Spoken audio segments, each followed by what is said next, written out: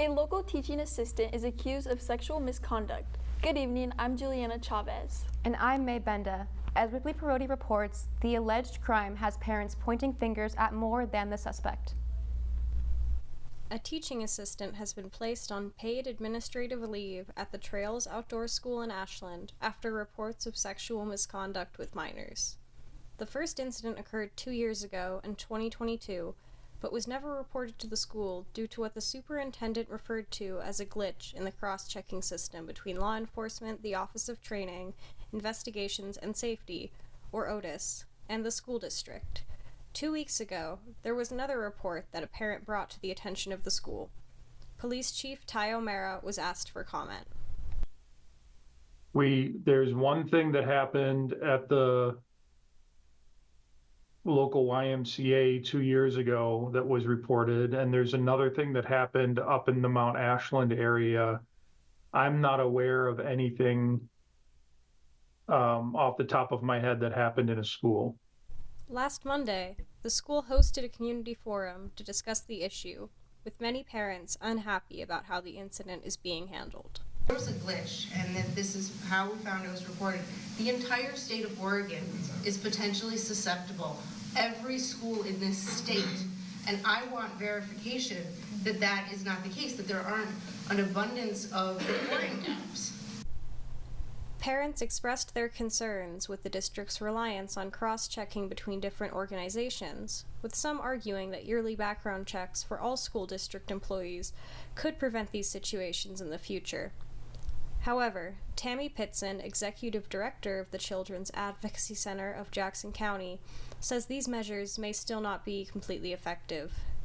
People who offend in that way look for communities in which they could offend.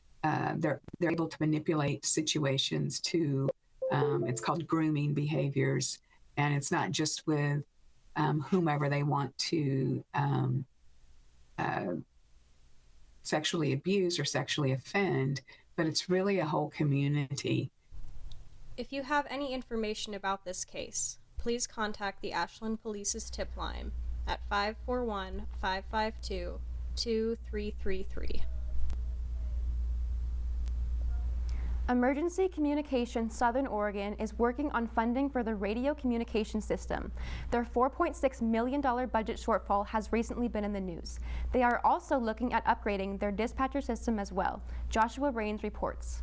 Emergency Communication in Southern Oregon, recognized as ECSO, utilizes a critical program known as the Computer Aided Dispatch System, or CAD. Initially purchased in 2001, this advanced CAD system was engineered to boost response efficiency by precisely dispatching the closest and most appropriate emergency units. This includes police, fire, or medical services. However, the system confronts significant challenges. The original vendor was bought out, and the current vendor has discontinued updates to the system. Despite this, support for the existing system does continue, although concerns about future compatibility and integration with new technologies are growing. One notable advancement in response to these challenges is the newest integration system, known as the CAD-to-CAD system.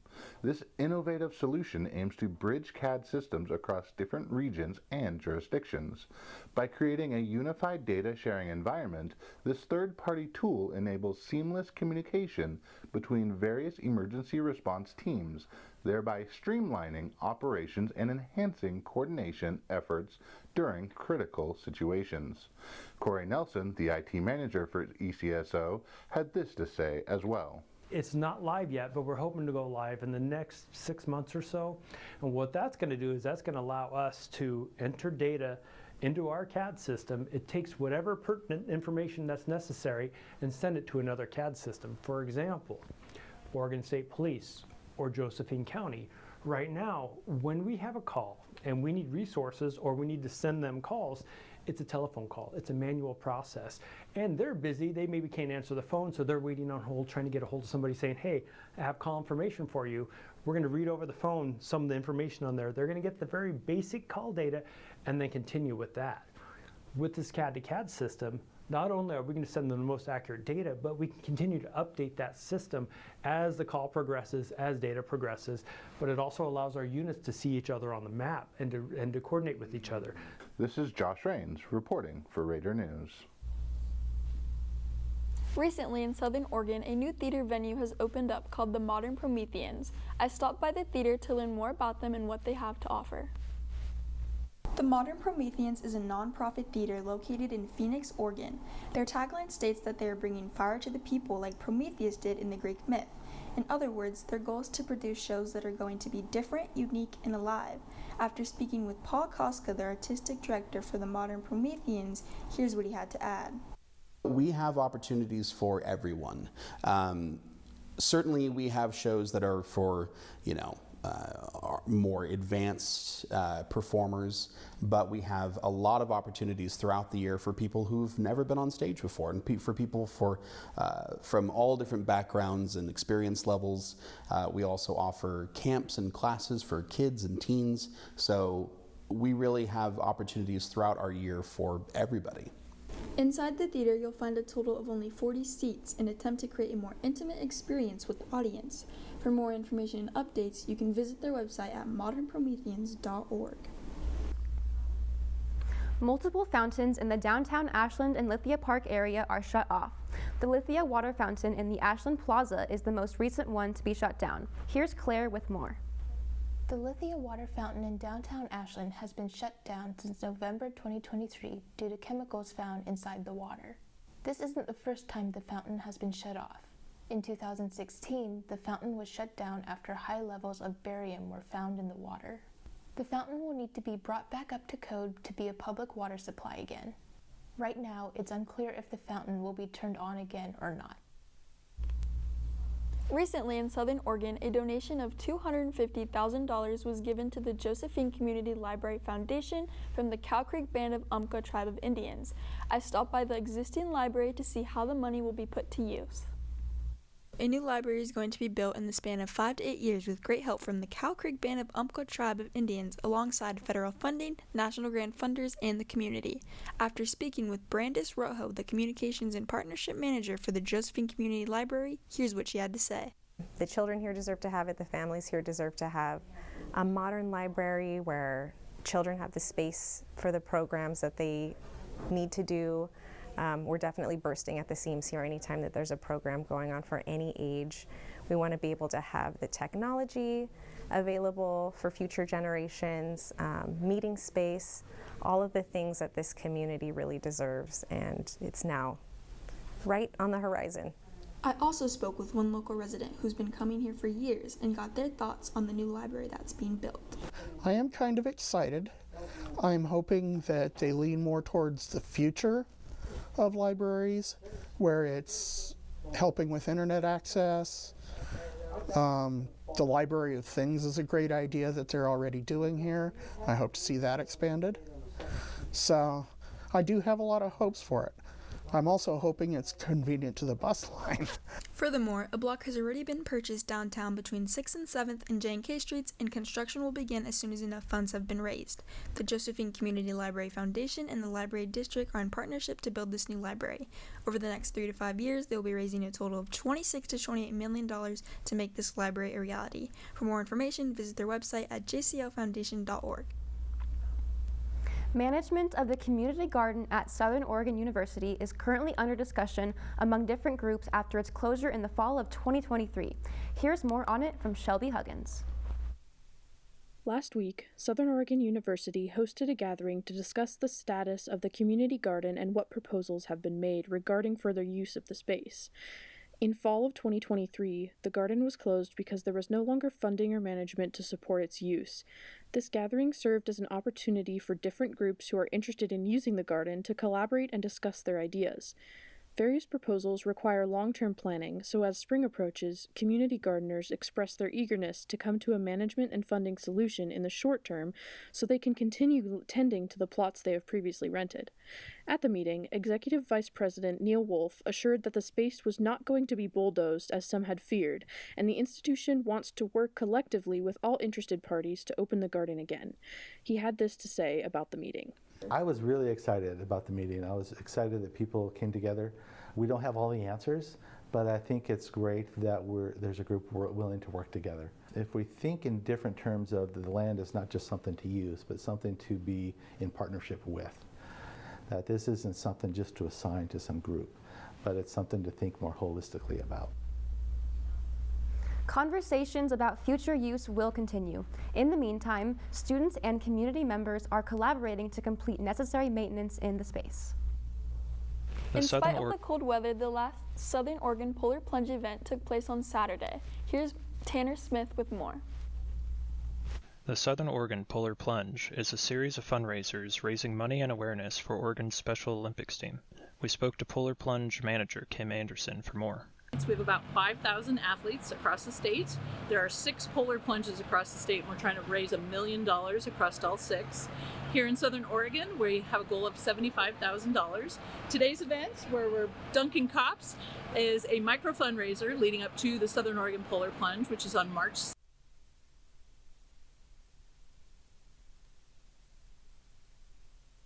The Southern Oregon Polar Plunge is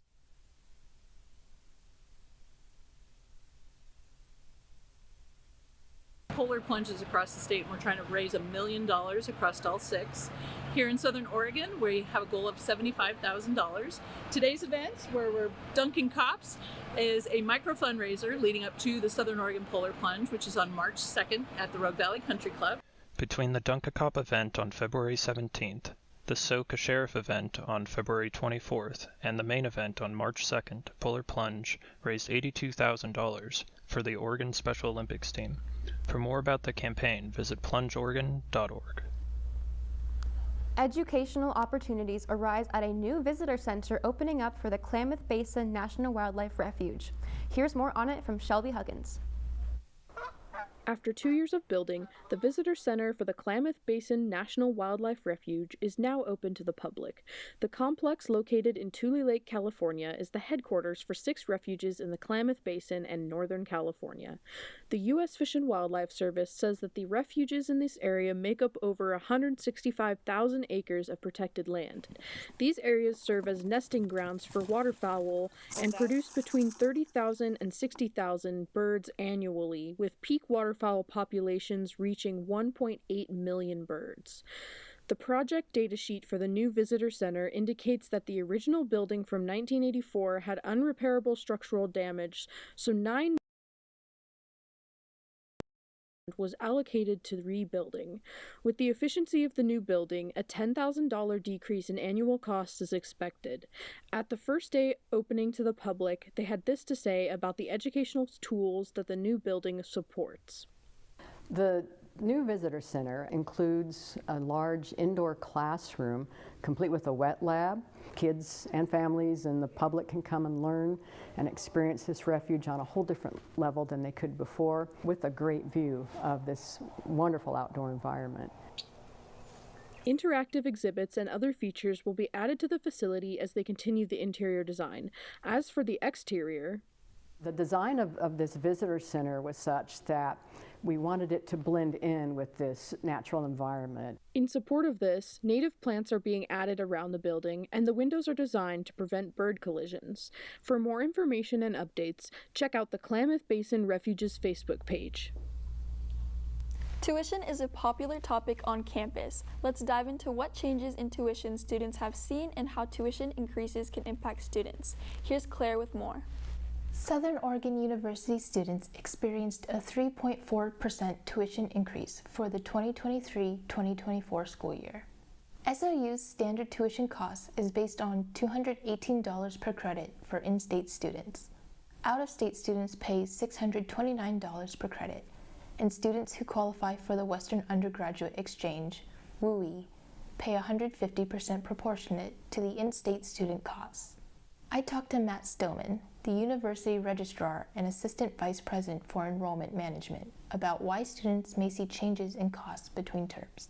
I mean, if you're taking, if you were to take exactly the same courses fall term and then magically take exactly the same courses winter term with the same modality, the same everything, I'm talking like rinse and repeat everything from one term to the next, it should be almost identical, if not identical.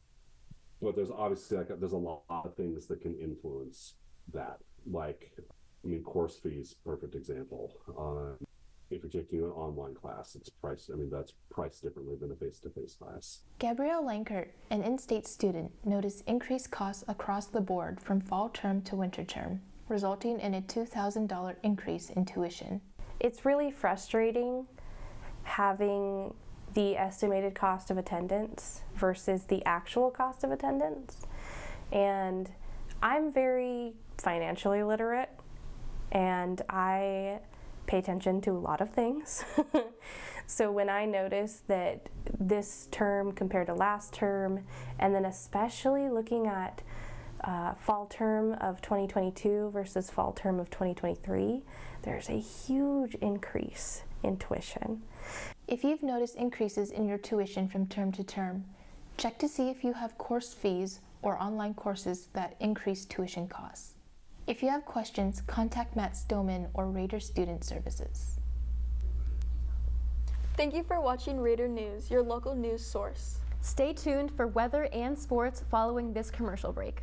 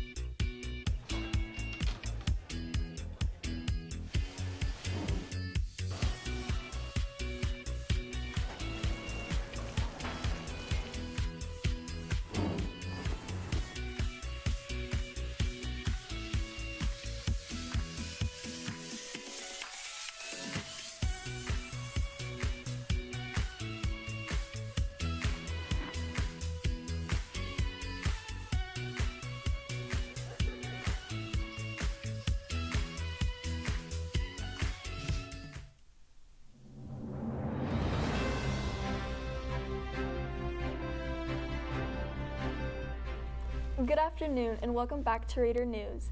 Can you believe that there's still snow on the ground? Who would have thought that Ashland would finally get snow in March? I wonder what the rest of the week has in store for us. Here's Avery McQuaig with the forecast. Hello everyone, I'm Avery McQuaig giving you a weekly weather report on the weekly news of Ashland, Oregon. Here we are, this is the weather radar of what's going on in the Jackson County area. These blue icons are just a representation of some precipitation going on in the area. And as we keep your eyes just above here, just above the Medford icon, there will be a little green spectacle that is the likeliness of being hit with some more snow.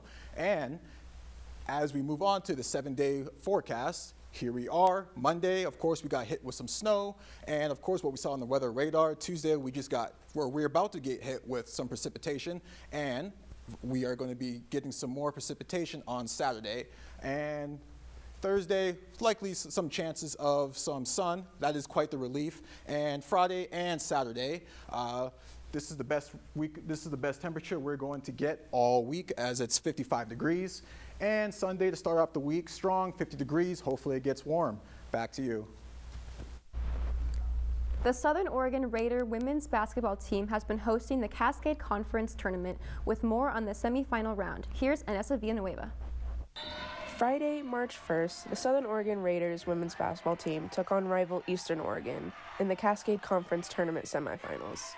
Defense was the focal point for the Raiders throughout the game, holding the Mountaineers to 2 points after the end of the first quarter and going into the halftime break with a 10-point lead. They never lost control of the lead as their stellar defense and clutch shots helped Southern Oregon finish out the game and grab their 16th consecutive win, despite only scoring 5 points in the fourth. As a team, the Raiders had 7 blocks and 7 steals, while also forcing the Mountaineers to shoot 27% from the field for the entirety of the matchup. Senior forward Cammie Walk and junior guard Megan McIntyre kept the Raider offense alive, with Walk recording a 19-point, 13-rebound double-double, with 12 of her points coming in the third quarter to help her team pull away further. McIntyre added 20 points to go along with Walk, helping the 1-seeded Southern Oregon win 53-44 against the 4-seeded Eastern Oregon. The Raiders now host the Cascade Conference Tournament Finals Monday, March 4th at 5:30 against 3-seeded Lewis Clark State, who the Raiders beat a week ago to become regular season champions. Regardless, with or without a win in the Conference Tournament Championship, Southern Oregon has already been selected to host the first 2 rounds of the 64-team NAIA National Tournament starting Friday, March 15th.